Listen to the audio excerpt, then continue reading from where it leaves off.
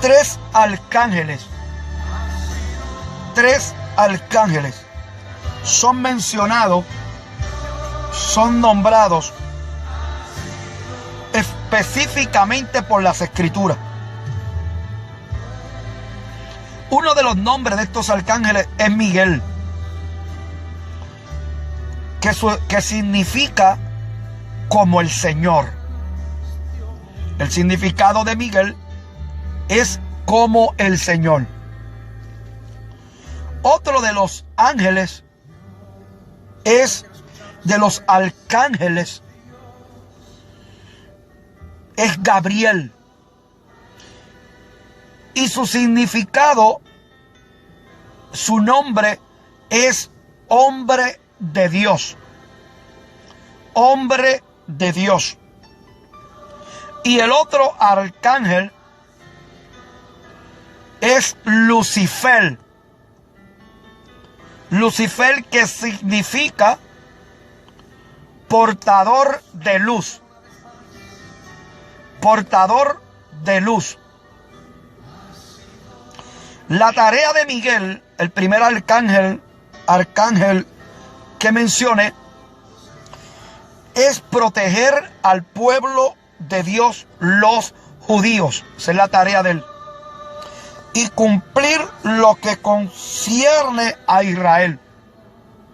Cumplir lo que concierne a Israel.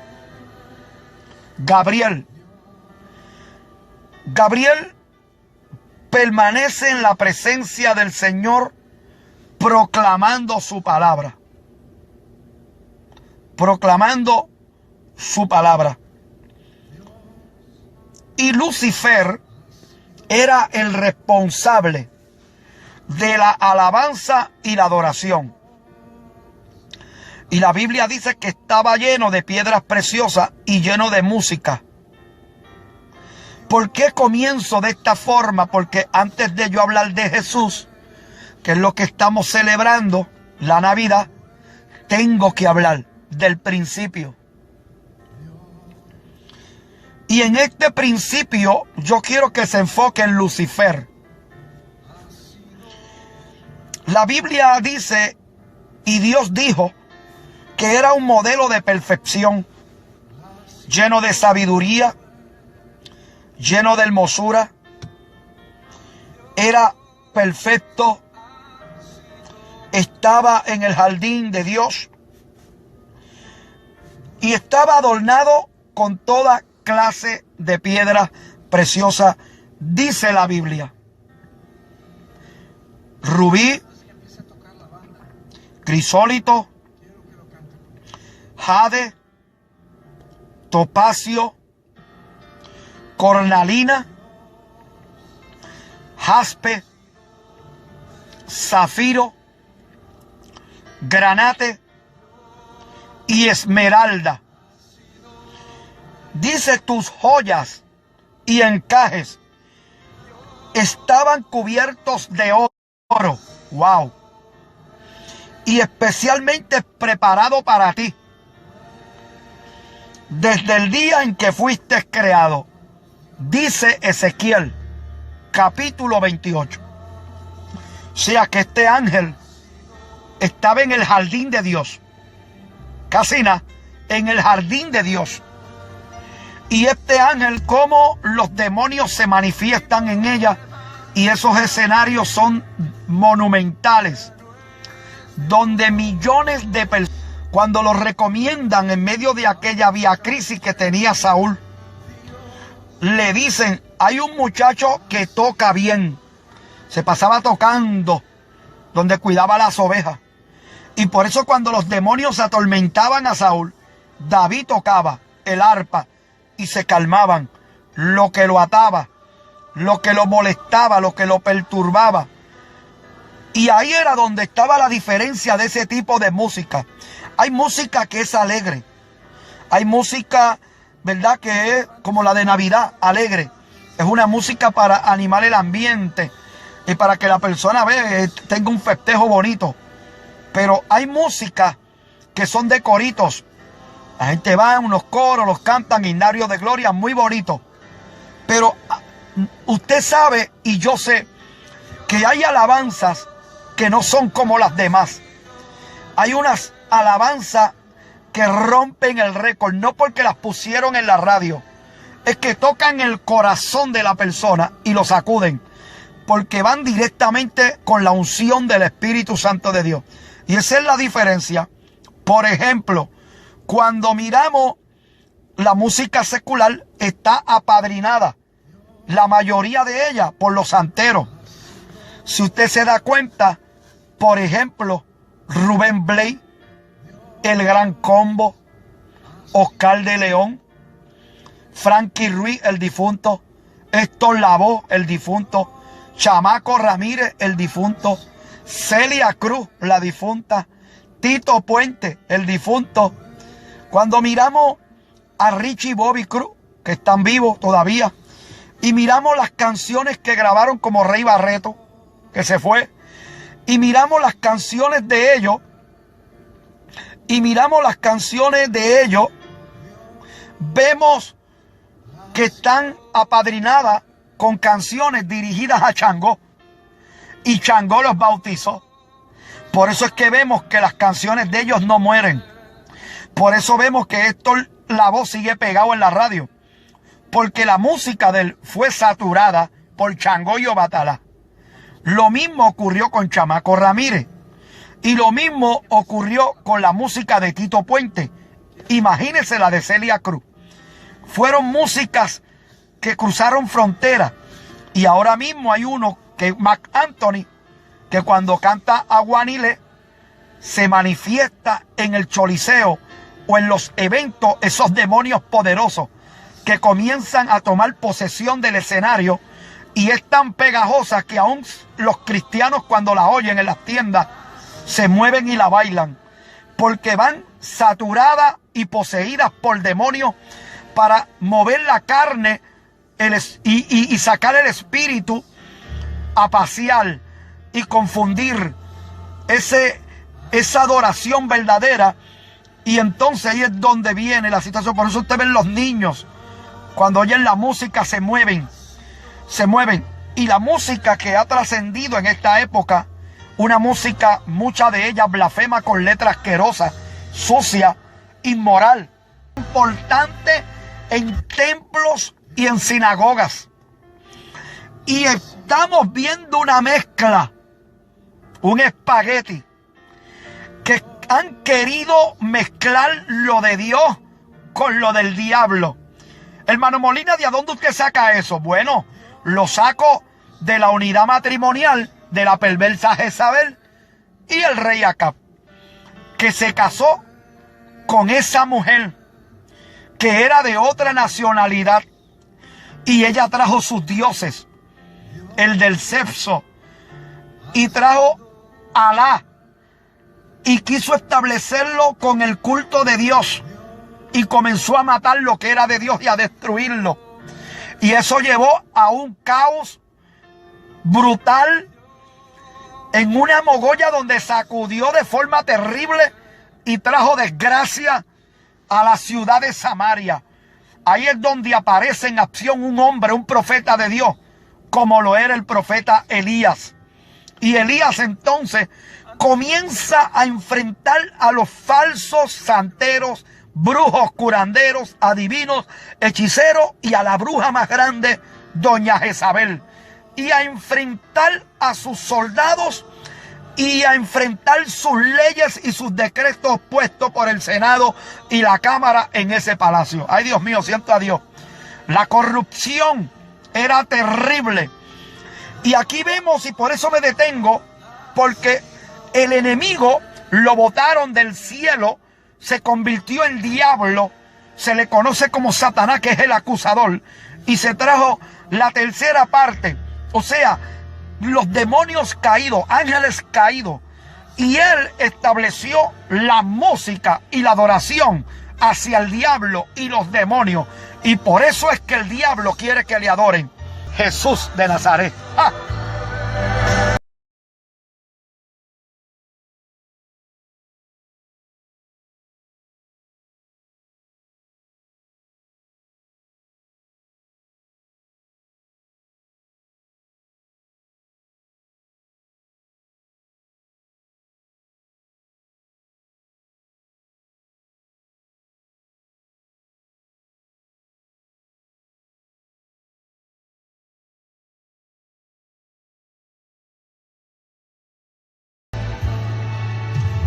aparece en la escena del Nuevo Testamento la promesa del profeta Isaías y lo que profetizaron para aquel entonces los profetas, de que aparecería uno que vendría,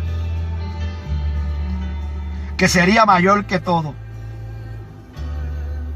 Y entonces entre las vírgenes aparece la Virgen María. ¡Wow! Nace el niño Jesús. En el huerto del Edén, el diablo le tumbó la cabeza a Adán y a la mujer. La desgracia y la maldad arropó la humanidad. Pero ahora, luego de muchos y miles años, aparece en la escena la revancha. El segundo Adán, Jesús de Nazaret. Pero viene concebido por la presencia del Espíritu Santo en el vientre de María. Y para contarle la historia y hacerla corta de tan grande que es, lo más grande es que Jesús nace en Belén. Nace en Belén, en un lugar pobre, en un pesebre rodeado de animales. Fue anunciado por el ángel a María que iba a quedar embarazada. El Espíritu concibe este hijo, que le pusieron por nombre Emanuel, Dios con nosotros. Aparece en la escena, y cuando nace Jesús, ¿sabe lo que ocurrió? Para que usted sepa lo que estamos celebrando, no es como el mundo lo está celebrando aquí en Puerto Rico hoy, y como se está celebrando en Estados Unidos, la Navidad. La iglesia no puede celebrarlo como lo celebra el mundo. Ese es el problema que hay una mezcla de apostasía e idolatría. Y de eso vamos a hablar en breve. La iglesia celebra la Navidad diferente, pero no fue educada por muchos líderes. Y comparten con el mundo una festividad tan importante y unida con el ron y la cerveza, el cigarrillo, la marihuana y la droga. Y en los bailes paganos están metidos los cristianos. En los lugares incorrectos, donde se celebra de la forma incorrecta y donde los demonios se glorifican en ellos mismos. Pero el nacimiento de Jesús, lo primero que hace es, lo primero que sucede es que tiembla el infierno. Se estremeció el infierno. Le llega la noticia a Satanás que nace el Hijo del Dios viviente. La tierra comienza a conmoverse y se activa la atmósfera en el cielo. Los ángeles se activan a una misión más importante que la del Antiguo Testamento. Era que Jesús, el Hijo del Dios viviente, acababa de nacer. La Biblia declara que Cristo caminó en Nazaret, porque allí era donde vivían sus padres. Aunque nació en Belén, su vivienda fue en Nazaret. La Biblia que se impactó Jesús y se asombró de la incredulidad que había en Nazaret. Claro, lo veían como el hijo de María y José el carpintero, pero no lo miraban como el Hijo del Dios viviente. Eso era una blasfemia mencionarlo. Se activó el infierno. Estamos celebrando la Navidad y por eso le estoy hablando de Jesús. Se activó el infierno, se activó el cielo. Y vino la primera masacre. Pero la Biblia dice que Jesús crecía en estatura delante de Dios de los hombres a los 12 años. Estoy llevando la historia a los puntos. Todo es importante, pero para poder llegar donde voy, porque si no nos tardamos aquí 4 horas. La historia relata, mi hermano, que a los 12 años Jesús, a lo que su mamá lo preparó, que lo llevaba siempre esas Pascuas, porque esas eran las reglas, las leyes, y lo educó por esa línea, lo guardó, lo cuidó, pero allí se sentó a hablar con los fariseos, los doctores de la ley, se impresionaron por la sabiduría que tenía este niño. La Biblia relata que su oficio fue de carpintero. Su comida era el pescado, el pan. Y la Biblia relata, los historiadores, que se vestía de lino fino y con algodón. Su vestimenta, parte de ella era para ricos y parte de ella para pobres, cubriendo toda raza y todo estilo de pobreza y riqueza en la ciudad. La Biblia, cuando hablamos y vemos la vida de Jesús, a los 30 años, aproximadamente de 29 a 30 años, unos escritores expresan que fue en los 30, otros a los 29. Y otros lo ubican a mitad. Pero Jesús deja su oficio en esa edad de carpintería, que era la labor de su padre. O sea, trabajaba en la madera. La Biblia relata que comienza su ministerio yendo directamente hacia el río Jordán. Allí fue bautizado por Juan el Bautista. Y se manifestaron tres cosas: el agua sobre él que lo bautizó, la voz que habló, que fue Jehová Dios de los ejércitos, y la paloma que descendió sobre su cabeza. Y es donde Jehová dice: este es mi hijo amado, el cual tengo complacencia. De ahí sale Jesús ungido con el poder del Espíritu Santo. Pero ¿sabe a dónde fue? A los 40 días de ayuno y de oración. Tremendo. 40 días de ayuno y oración. ¡Wow! 40 días de ayuno y oración. Y recibe nada más ni nada menos que la primera visita sobrenatural en la vida de él, y la más inesperada, pero él la estaba esperando. Don Satanás entra en acción. Llega al retiro de los 40 días y se presenta frente a él.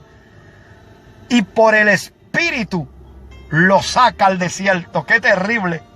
¡Qué clase de encuentro! Por eso puse como tema Jesús y Satanás. Y aquí es donde comienzo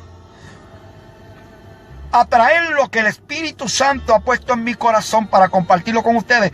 Porque para hablar de Jesús y Satanás tenía que hablar lo que vengo trayendo, para que ustedes sepan, y los que son nuevos en el Evangelio, el por qué somos cristianos y el por qué servimos a Dios y de qué estamos hablando, para que usted esté claro en su mente y en su corazón. Aquí no estamos hablando cuentos de hadas o libros que escribió cualquier persona. Estamos hablando la Biblia, que es la voz de Dios y la más vendida a nivel mundial, inspirada por el Espíritu Santo de Dios en la vida de hombres y profetas, de siervos de Dios, apóstoles que escribieron los hechos y esas historias que están plasmadas ahí, que tienen vida, porque la Biblia tiene vida.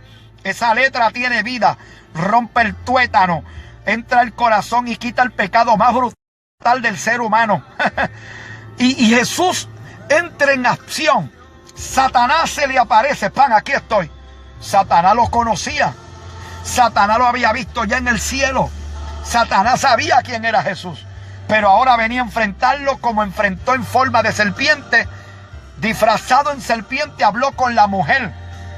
Pero ahora viene en persona donde Jesús. Aquí no podía traer una serpiente.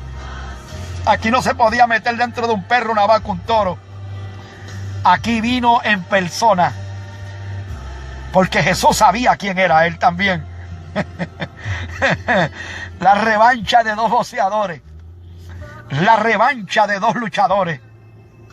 La revancha. Se enfrentaban uno ahí al otro. El enemigo y el Hijo de Dios. Jesús y Satanás. Cristo, el diablo. Jesucristo. El nombre de Jesucristo es el nombre de graduación de la universidad. De la universidad. Pasó su universidad. el maestro de maestros y doctores de doctores. Ay, ay, ay, ay, ay, ay, ay. Mi alma alaba a Dios. O sea, estamos hablando de que el diablo en persona acababa de visitar a Jesús, al ungido, al Hijo del Dios viviente, el caballero de la cruz. Y comienza el diablo y le ofrece tres cosas importantes a Jesús.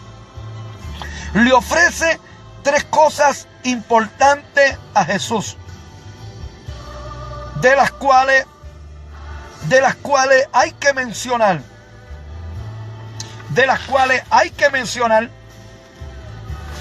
Y no se puede dejar pasar por alto. Número 1, le ofrece que convierta las piedras en pan. 40 días en ayuno, tenía hambre, lo estaba entregando. Ahora el diablo le dice: si tú eres hijo de Dios. Y aquí voy a detener la música. Dios mío, yo siento a Dios. Wow. Si tú eres hijo de Dios, dile a estas piedras que se conviertan en pan. Mira qué atrevido. Si tú eres hijo de Dios, preste atención, por favor. Preste atención. Porque esta palabra, esta expresión, tenemos que detenernos ahí. Si tú eres hijo de Dios. Usted está oyendo la pregunta. Si tú eres hijo de Dios, le dice Satanás. Hay que detenerse ahí. Aquí no se puede seguir con el papagayo. Y los que están ahí, deje de escribir un momentito y manténgase oyendo. Oiga esto. Para que esté en la línea de Dios. Si tú eres hijo de Dios, di que estas piedras se conviertan en pan. O sea, lo primero que quiere sembrarle Satanás a Cristo es la duda de su identidad. Y aquí tengo que hacer el segundo pare. Hablamos de la adoración, vamos por la identidad. La identidad. Jesús tuvo problemas con la identidad. Se lo voy a probar por la Biblia.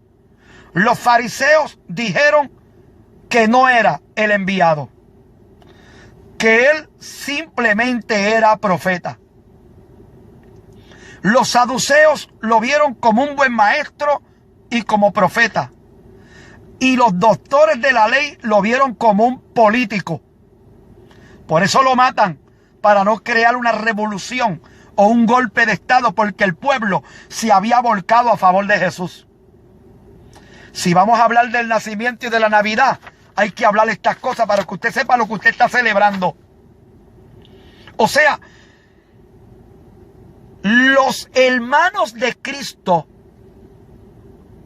perdieron la identidad, porque en una ocasión le dicen a Jesús que se fuera a hacer campaña política. Date a conocer. Así fue que le dijeron: date a conocer, vete, ¿qué haces aquí? Quisieron darle órdenes a Jesús, y Jesús le dice: el mundo a ustedes los aman, pero a mí no, a mí me aborrece, porque yo les digo la verdad. Por eso es cuando usted ve estos mensajes y usted ve que a veces entra gente y se endemonian, y es porque la verdad molesta, incomoda a la persona que está poseída por demonios. Eso es todo. Eso es todo. Y vemos que en la vida de Jesús, su identidad es confrontada de la siguiente forma por unos blasfemos que dicen: en el nombre de Belcebú echa fuera a los demonios. Y Jesús tiene que hacer un alto en el estudio bíblico y decirle a ellos de la siguiente forma: que el reino de Satanás no está dividido. ¡Wow! Que el reino de Satanás, que qué reino puede persistir dividido. O sea, que Satanás no echa fuera a Satanás, porque ellos trabajan unidos. Quien único no trabaja unido es la iglesia, que se matan unos a otros. Pero eso no es el tema aquí hoy. Los ministerios que se hacen gandinga entre todos son los únicos que se ejecutan y se matan como bobos. Pero El mundo no opera de esa forma. Al contrario, usted ve los escenarios que todos llegan a las plataformas, los cantantes y los seculares y todos se unen. Pero aquí no. En el evangelio solamente hay grupitos. Fulano y fulano, fulano y fulano, fulano y fulano, y se acabó el evento. Más nadie cabe en ese mundo de ellos. Y por eso es que terminan con fracasos monumentales. Porque su visión es corta, su discernimiento no es amplio, y por eso terminan derrotados ellos y sus casas. Como los he visto yo en 25 años. Por la mentalidad pobre que tienen muchos. Y por la falta de conocimiento. Y porque no conocen cómo opera Satanás. Y porque se creen que ellos están trabajando para ellos. Para sus propios beneficios. Y aquí el que se beneficia es la iglesia, porque es la que va para el cielo. Mi alma alaba la gloria del Señor. Mi hermano, esto es bien importante, porque la identidad también fue probada con los discípulos, porque le dijo Pedro: si tú eres el Hijo de Dios. Wow, otra vez lo mismo. Si tú eres el Hijo de Dios, haz que yo camine por encima del mar. Volvemos a lo mismo. O sea que Pedro sabía quién era Jesús, caminó con él, pero en este momento de prueba no lo veía. Dudaba de quién era. La identidad. Tomás lo negó. O sea, Tomás no creía en él. Pedro lo niega luego, mas Tomás no cree en él. Dice: si yo lo veo y veo sus heridas y veo su costado, entonces creeré. O sea, uno que caminaba con él 3 años, ahora luego que ve todos los milagros que ve todo lo que Dios hace con él, ahora no cree. Y ese es el problema de los que caminan con uno, de los que caminan al lado del pastor, que celebran grandes victorias, pero luego cuando vienen los ataques, comienzan las dudas. Cuando vienen los señalamientos y el diablo se levanta y los demonios a decirle: en el nombre de los demonios, echa fuera los demonios. Eso era una blasfemia. Una blasfemia es cuando tú le apruebas lo que es al Espíritu Santo a los demonios. Ay, Dios mío. Ahí es donde se pierde la gente y no tienen salvación. Por eso los fariseos blasfemaron. Eso es una blasfemia. Y el problema que tenía de identidad era que Jesús siempre le decían: si tú eres Hijo de Dios. Y unos decían: será Elías, será Juan, será Pablo. Ese es el hijo de Abraham, otro el hijo de David. Porque la identidad, el diablo se la confronta. Pero Jesús sabía quién era él. Jesús sabía que él era el Hijo de Dios, y Jesús estaba claro en su posición. Y aquí es donde quiero llegar, que es bien importante que tú conozcas tu identidad, porque van a haber gente poseída por demonios que te van a maldecir, que van a difamarte, que van a hablar mal de ti, y tú no puedes permitir que esos blasfemos, que esos hijos de Satanás, que esos hijos del demonio crean en ti la duda de quién tú eres. Porque van a sembrar en las vidas de otros lo que no es, para que tú creas a la mentira de un pastor, para que tú creas a la mentira de lo que es un hombre de Dios. Y ahí es donde entonces no operan los milagros en tu vida, porque dudas. Porque te sentaste como la mujer a hablar con la serpiente, y tú no puedes oír la voz del diablo. Tú no puedes oír la voz de los demonios, porque te vas a confundir. Y no puedes oírla, y menos confrontar a un hombre de Dios de verdad, porque entonces el diablo te come los dulces. Por eso David no mató a Saúl. Aunque Saúl tenía sus pecados, David no lo tocó. Lo vio siempre como un ungido. Mira qué grande y mira qué terrible. Dios mío, siento la gloria de Jehová. Mi alma alaba la gloria de Jehová. Y por eso es bien importante la identidad. Tú tienes que saber quién tú eres. Cuando a mí me llaman gente, por ejemplo, y me dicen: Benicio, ora por mí porque yo no sé qué Dios quiere conmigo. ¡Wow! Falta de identidad. Por falta de oración. Cuando llaman las hermanas: ay, varón. Y por eso quiero corregir esto, porque es importante. Cuando usted llama a un pastor, a un ministerio, con cientos de llamadas que yo recibo, y vienen y te dicen: hermano, ore por mí porque yo no sé ¿qué Dios tiene conmigo? Si soy cantante, si voy a ser predicador, evangelista. ¿Ves? No tienen identidad. Son cristianos sin identidad. Se supone que ellos conozcan hacia dónde se dirigen y quiénes son. pero la falta de consagración y de oración no le deja ver su identidad. Acuérdese que usted tiene dos personas. La que está por fuera, que es usted el que habla, pero está el alma. Está la guerra de la carne y el espíritu, como dijo el apóstol Pablo, que se oponen entre sí. La carne le gusta lo malo, al espíritu le gusta lo bueno. La carne le gusta bailar, al espíritu le gusta adorar. A la carne le gusta fumar, al espíritu le gusta comer. Comer cosas buenas. ¿Ves? A la carne le gusta estar en lo pagano, pero el espíritu no. El espíritu lo rechaza, lo aborrece, le apesta el pecado. Y por eso usted ve gente que son diferentes, no comparten.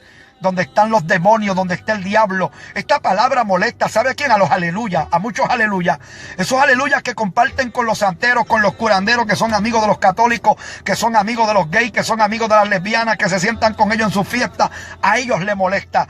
Alma mía, alaba a Dios. ¿Por qué? Porque le están diciendo y le estamos diciendo que el espíritu no hace ese tipo de cosas. El espíritu los saluda, los ama, los quiere, los aprecia, pero no puede compartir en sus fiestas. Dice, no, en la fiesta del diablo yo no estoy, tengo que estar en la fiesta de Dios, porque hay una diferencia grande en lo que es el espíritu. La carne le gusta los mores, estar ahí 7 horas, pero no le gusta estar de rodillas, porque le duelen las rodillas. El espíritu le gusta orar, el espíritu le gusta leer la Biblia, el espíritu le gusta cantar, el espíritu le gusta tener música cristiana. La carne no, la carne le gusta lo ajeno, la carne le gusta robar, la carne le gusta maldecir, el vocabulario que le enseñó la mamá, el papá, esas maldiciones que vivió, esas molestias, esos golpes que le daban a ese hijo.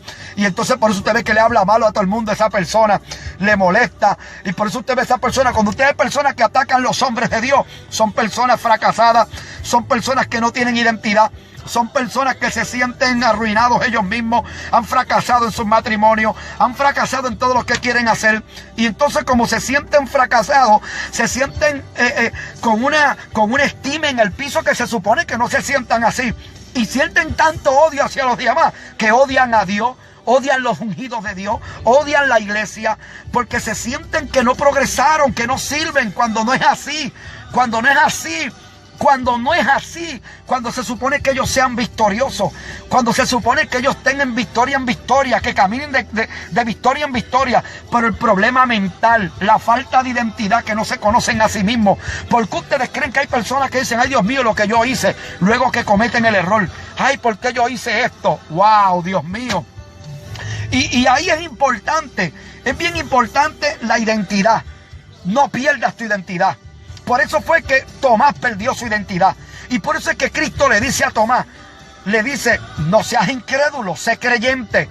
O sea, tenía su identidad de incredulidad. Judas era incrédulo, Judas era un ladrón, era un pillo, era un amador. Gloria sea al Señor de la vanidad. Pero Judas terminó ahorcado 2 veces. Gloria sea al Señor. Es como cuando usted oye a una persona que ataca al que pide, que ataca al que pide una ofrenda, que ataca a los diezmos de la iglesia, pero búsquelo para que usted vea en qué gasté el dinero, en pornografía, en películas de pornografía, gloria sea el Señor, en cigarrillo, en cerveza, en bebida. Y si es cristiano, ni diezma en la iglesia. Lo que hace es atacar a los ministerios, atacar a los pastores, porque así viven ellos. Y por eso tú los ves en las desgracias, no progresan, no hacen nada, terminan con cáncer, terminan en ruina. ¿Por qué? Porque ese es el espíritu que tienen, el espíritu de los fariseos, saduceos, doctores, escribas. A eso se enfrentó Jesús. Lo visitó el diablo. ¿Y sabe lo primero que hace? Lo primero que hace es que le ofrece que convierta las piedras en pan. ¿Y sabe lo que le dijo Cristo? No solo de pan vivirá el hombre, sino de toda palabra que sale de la boca de Dios. Fíjate que Jesús no entró en el debate cuando Él le dice, si tú eres hijo de Dios, ¿ves? Convierte esta piedra en pan. Él ignoró esa palabra, ¿ves? Él ignoró, Jesús ignoró ese comentario. A veces hay que ignorar los comentarios de los demonios. Sí, hay que seguir para adelante y usted no le haga caso a lo que el diablo diga, y menos de una boca apestosa del diablo. Siempre alabe a Dios y siempre créale a Dios. Siempre créale a Dios y lo que Dios dice, y cierre sus oídos a las mentiras del diablo. Yo siento a Dios aquí. Oh, alma mía, alaba a Dios. Y por eso es importante, porque vemos aquí que ignora esa palabra, pero entonces dice lo otro. No solo de pan vivirá el hombre, sino de toda palabra que sale de la boca de Dios. En Puerto Rico, después de María, lo más que hay es preocupación de trabajo, de dinero. Imagínense, ¿Cuánto yo no he dado por ahí? ¿Cuánta gente yo no le he dado chavo? ¿A cuánto yo no he bendecido? Mi hermano, viendo la crisis que hay en el país con tanta gente pasando por unas necesidades terribles, mi alma alaba la gloria de papá. Con unas necesidades terribles. Pero ¿sabe qué? La iglesia, nosotros no dependemos de gobierno, no dependemos de lo que alguien nos pueda dar. Nosotros simplemente dependemos de Dios, y la iglesia es la que provee. La iglesia, unos se ayudan unos a otros, pero nunca faltará la bendición en tu casa. Cayeron los calzones al diablo. O sea, el diablo ve esos ángeles cuando descienden, porque están en la segunda plataforma de la hemisferia del cielo. Esos demonios están ahí. Bajan a velocidad de rayo. Yo los he visto bajar. Bajan a velocidad de rayo, y he visto bajar los ángeles a una velocidad impresionante. Más brutal que un jet. Mi alma alaba a Dios. Bajan donde hay eventos terribles, donde el poder de Dios se está moviendo bien terrible, que los demonios comienzan a manifestarse. Ahí bajan los ángeles. Bajan a pelear. Bajan a detener la obra del diablo o toda maldad que vaya contra el ministerio. Sí, porque rápido comienzan las maquinaciones de muerte. Y ahí entra en acción. Ahí tienen que entrar. Es como cuando un hijo tuyo sale de tu casa. Por tú estar orando en la cocina, el demonio está planificando darle un golpe, y ahí el ángel baja a velocidad para detener el plan del diablo y el ataque de ese demonio que insiste en destruir a tu hija o a tu hijo. En el hospital he visto yo los demonios entrar por la ventana cuando oro por las personas, y he visto cuando se postean los ángeles de Dios. No le veo el rostro, pero veo la silueta cuando llega pan y se postra, y la presencia arropa toda la habitación. Como cuando yo fui a visitar al pastor Almodóvar, que de momento dije, te tengo que ungir porque te vienen a buscar, y él me agarró la mano, y ahí mismo cayó, ¡fum! Y se sentían los pasos caminando en la habitación, y él comenzó a decir, ángeles de Dios están aquí, y allí murió mientras yo le estaba orando. Lo mismo ocurrió con Margarita, la esposa de Luis Cruz. Esa experiencia fue impresionante, porque cuando le fui a poner las manos, ella me la aguantó y me dijo, Benicio, yo quiero vivir. La pastora me dijo, yo quiero vivir. Una pastora joven, una mujer de Dios, pero con un cáncer que estaba en las últimas, pero su rostro no había desmerecido.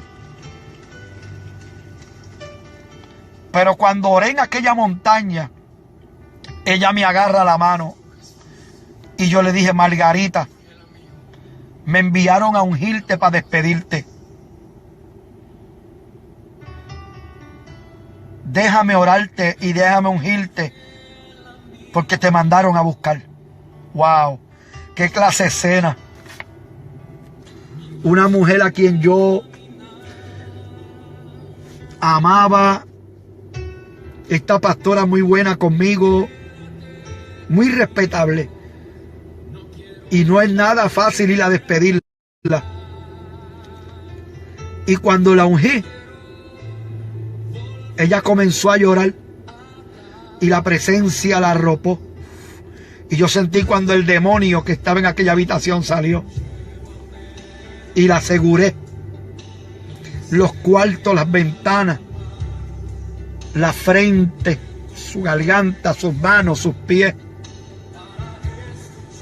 Y al otro día se fue. Al otro día se fue. Lo mismo pasó con Mima, y lo mismo pasó con Sara Cortés. Son muchos en la lista los que yo he despedido en hospitales, pero también he ido a hospitales como el de hoy, y allí solamente era para protección, para que los demonios no tuvieran parte ni suerte en esa habitación de la esposa del alcalde. ¡Wow! El diablo ve el aceite. Cuando tú lo pones en las puertas, el diablo lo ve. Por eso fue que cuando se manifestó el demonio en Loíza aldea, ella iba haciendo una raya. Aquella santera, una raya en el piso acostada. Y cuando hizo la raya, hizo un círculo en su cuerpo. Y yo oí la voz de Dios que me dijo, no cruce ese círculo. Porque ese es su terreno, terrible. Y cuando los ujieres trataron de pasar ese círculo, todos se cayeron para atrás. Dios me dijo, no cruce ese círculo. Esta carretera, ningún poste se cayó. Y yo ungito esta calle. Y yo le dije, Dios, esta calle, aquí vivo yo, esta calle es tuya. Yo soy así. Por eso usted ve que el diablo me dice loco. ¿Sí? Me dice loco. Y a mí me gusta que me digan loco, el diablo me diga loco. Porque acuérdese que cuando usted lee el Antiguo Testamento, a los profetas de Dios los llamaban locos. Hay más de 40 casos que le llamaban locos a los profetas. Ahí viene el loco.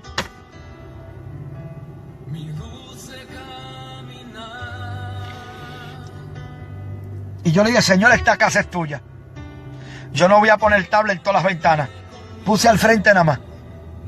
Manda. Y tampoco fue con clavo ni nada.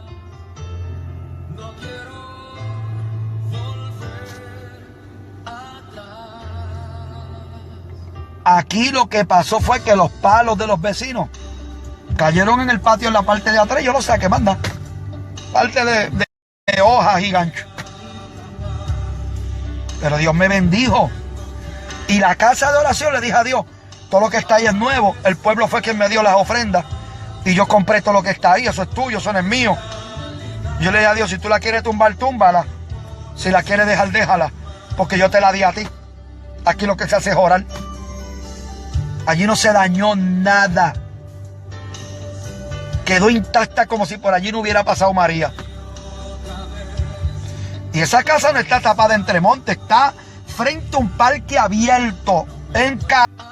Es bien poderosa la palabra.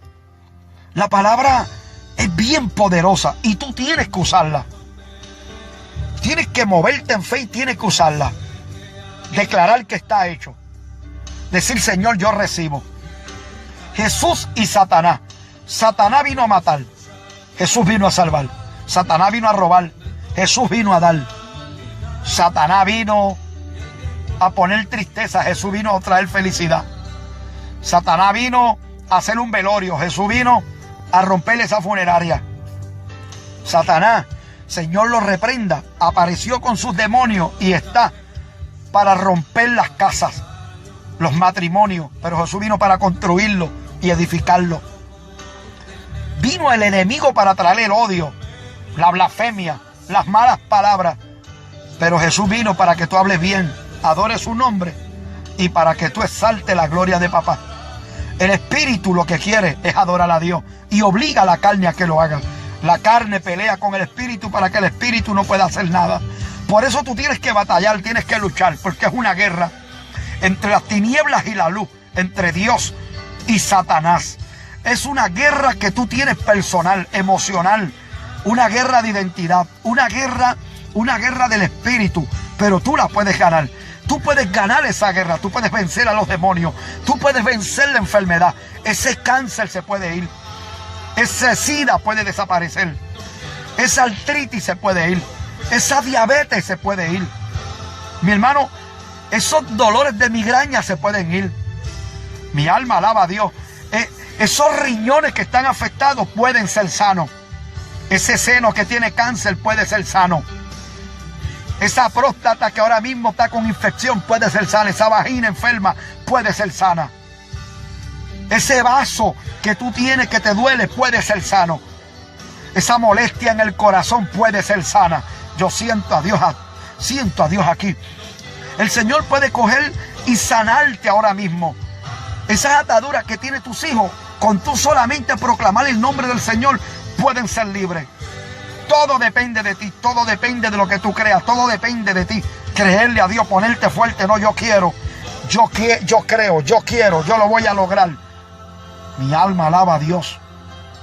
Porque la sangre de Cristo, de eso vamos a hablar luego, tiene poder. La sangre de Cristo que fue derramada en la cruz del Calvario es sumamente poderosa. Y el diablo grita cuando se la mencionan. Los demonios no pueden oír esa palabra. Los demonios no pueden oír la palabra sangre. La sangre de Cristo los pone a gritar. Los pone a gritar. Dígamelo a mí. Con aquella endemoniada en aquel templo, cuando yo le mencioné la sangre de Cristo, se me tiró encima como una bestia, tumbando las bancas y las sillas. Aquello parecía un animal, una fiera, una pantera.